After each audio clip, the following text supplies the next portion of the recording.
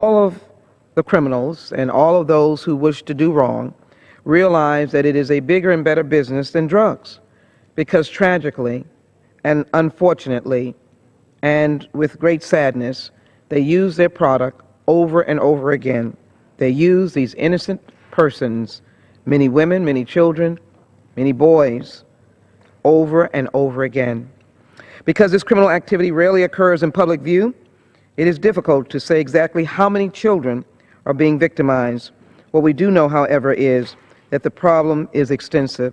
And all you have to do is walk along any of the streets of major cities and find homeless teenagers, or even younger than that, and you will find out that in some way they have been tainted and touched and brutalized by sex trafficking. Madam Speaker, an estimated 290,000 American children are at risk of becoming victims of sex trafficking, and the National Center for Missing and Exploited Children estimates that 1 of every 7 endangered runaways reported to the center are likely victims of minor sex trafficking. I am told that the average age of minors entering the sex trade is between 12 and 14 years old. Vulnerable youth are primary targets. They are more easily lured into prostitution and other forms of child exploitation, while runaways and their children in foster care are especially vulnerable. Child victims of sex trafficking can and do come from a type of home or socioeconomic background that makes them particularly, if you will, in the line of fire. The bottom line, however, Mr. Speaker, is that all of these children are deserving of rescue, recovery, protection, and shelter. One of the advocacies that I had in my own hometown is to provide for children in foster care that have aged out, because those are likely victims unbeknownst to themselves, and they are worthy of saving. The bill before us, H.R. 350, the Human Trafficking Prevention, Intervention, and Recovery Act of 2015, is an important step toward pursuing traffickers and those who solicit the services of trafficked individuals. It mandates a review of federal and state prevention activities by the Interagency Task Force to monitor and combat trafficking, and this review is to be done in consultation with non-governmental organizations. That is a great partnership. The purpose of this review is to identify best practices in the prevention of trafficking. This study, along with the mandated GAO, will provide much-needed intelligence to be shared among those federal, state, and local agencies dedicated to combating sex trafficking. And might I add, Madam Speaker, that what is also needed is a commitment, an investment of resources to not just have the studies, but to make sure that we match the importance of this legislation with resources. Witnesses at a Homeland Security Committee field hearing in Houston in March of last year, which I convened and brought members of Congress to Houston, which has a particularly serious problem. First, one of the biggest limitations on the ability of area law enforcement agencies to successfully combat human trafficking in and around Houston is our lack of data sharing. Another witness said, local enforcement needs the feds to build a Houston trafficking regional database accessible only to VICE, human trafficking personnel, to store, share, and search data on all aspects of Houston area human trafficking investigations. Mr. Speaker, the need for the information that will be collected by the GAO study and the Interagency Task Force to monitor and combat trafficking is not only needed, it is long overdue. This bill also addresses a major concern that anti-trafficking advocates have shared with me: the lack of housing or shelter for survivors. Trafficked kids need a way out, some place to escape to. Without such refuge, these children will return to their traffickers, and their traffickers will be waiting for them. This bill provides funding for local shelters to get the support they need to house survivors and get these young people started on the path to recovery. Mr. Speaker, today we are considering several bills that address domestic minor sex trafficking, and it is right that we do all we can to protect our children. Most statistics indicate that the average age of a female when she is first victimized in human trafficking is very small years of age. For this fact alone, we can understand why the majority of federal investigations and prosecutions of trafficking involves minors. And one of the statements we made on the floor today with all of these bills is to say that the minors are victims. They're not the criminals. They need to be saved. And that's what we're committed to. I must share with you, however, the testimony of another witness at last year's field hearing The witness said, many of the females that my officers are encountering on streets, in the massage parlors and strip clubs, and on the internet sites are typically 18 to 21.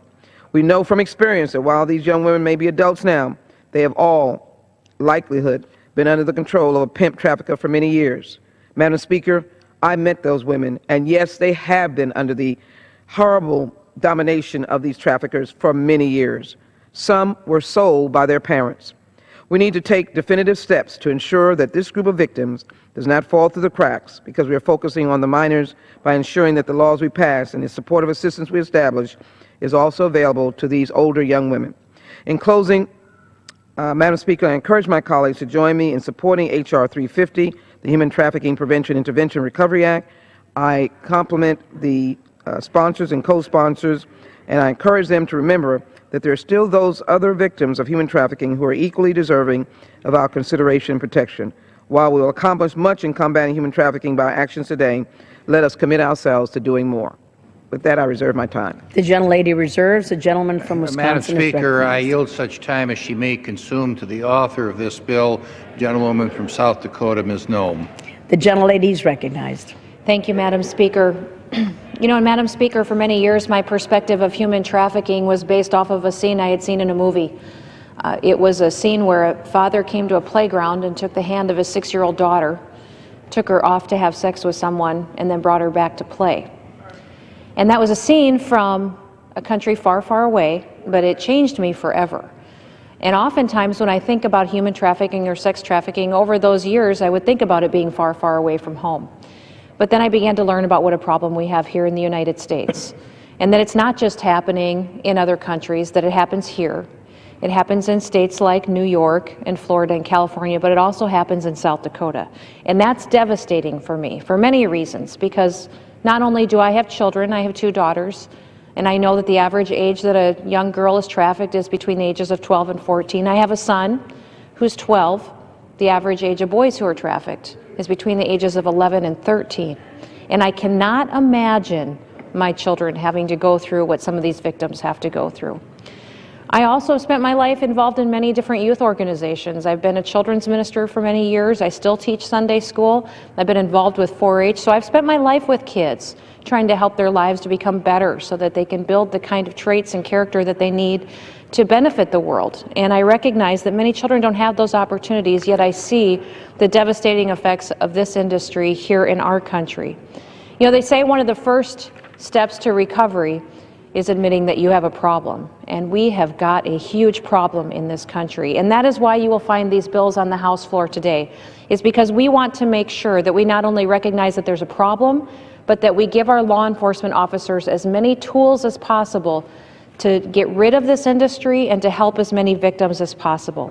Hundreds of thousands of children are trafficked every single year in the United States. Most of these victims are women and girls, and many come from tough backgrounds that have led them to the situation that they're in today. But did you know that most of them, if they are involved in the sex trafficking industry, are forced to have sex 25 to 48 times a day? That is unfathomable to me. So we as a nation have a responsibility to do everything that we can to prevent trafficking. And when prevention efforts fail, we have a responsibility to help those victims recover. I know many of my colleagues today have also made this a priority, and I'm grateful for their leadership on this issue. Last year, we passed many of these bills through this House, but they got hung up in the Senate, even though they were extremely bipartisan over here in the House. So that's why they're back again today. It's because we need to get these bills signed into law to save our children. And now as we begin the 114th Congress, our resolve is brought forward again to fight against human trafficking. And I'm grateful for everyone here today who has sponsored the bills, who has worked on behalf of these bills, and I'm grateful for their leadership to make sure that we pass these bills and we get them signed into law. The bill that I have sponsored here today is going to make sure that when we spend federal resources, that it's spent in a manner that's going to actually help kids and help people get out of this industry. It's going to make sure that we're cooperating with nonprofits and other organizations who've been involved in the industry before, that we're being effective while we put those efforts forward. And then it's going to make sure that we have the dollars available to have shelters for those victims who are trying to come out of this situation. We have less than 200 beds available for victims in this country who want to recover, that want to heal, and want to get on to a life pursuing the American dream, like so many other people in this country have. That's why this bill is important. That's why all of these bills are important, why we need to pass them. And Madam Speaker, with that, I'll yield back. The gentlelady yields back. The gentleman from Wisconsin reserves, and the gentlelady from Texas is recognized. I ask the gentleman, does he have any other speakers? Madam Gentlelady is recognized. yeah. Madam Speaker, I have no further speakers. I'll just close my remarks by saying our children need our response. They are suffering, and it is important that we work together to minimally provide them with the shelter that they need, the resources that they need to eliminate the scourge of human trafficking and sex trafficking. With that, I ask support of the underlying legislation, H.R. 350, and I yield back the balance of my time. The gentlelady yields back the balance of her time, and the gentleman Speaker. is recognized. Madam Speaker, I think this is an example that this House can do important things on a bipartisan basis.